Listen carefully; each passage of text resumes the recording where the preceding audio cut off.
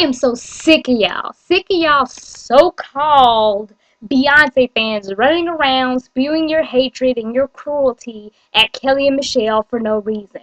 Okay, so I recently was watching on YouTube footage of a recent Kelly Rowland listening party. Gail King, Oprah's best friend, hosted the listening party and, interviewed Kelly and all of that. And Gail made mention that there were people in the audience with shirts that said Team Beyonce.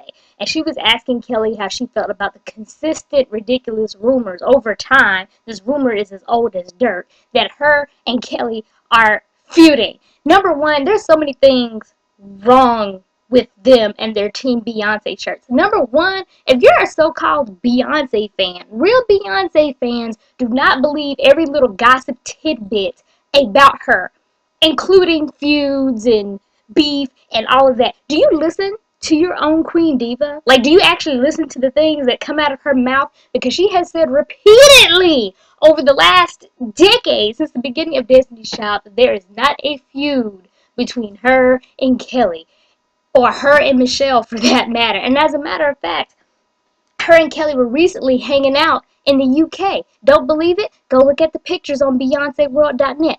Shout out to them. And if you're a real fan, you've seen that site. So more than likely, you've seen that picture. But that's besides the point. Number two, the second thing wrong with that is how they went out of their way to spew whatever hatred and shade towards Kelly.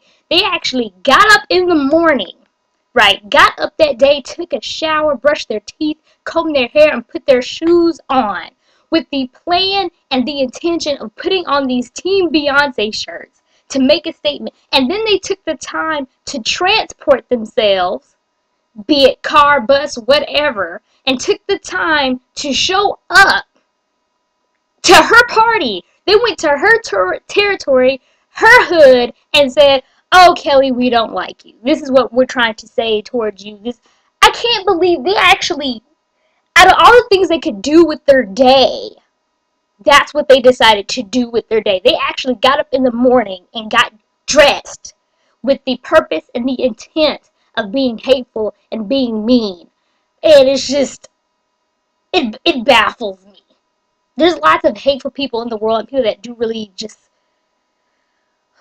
cruel things, but that just trips me out how and they do this in the name of Beyonce, running around saying, "I'm defending Beyonce, I'm doing this for," but actually you make Beyonce look bad.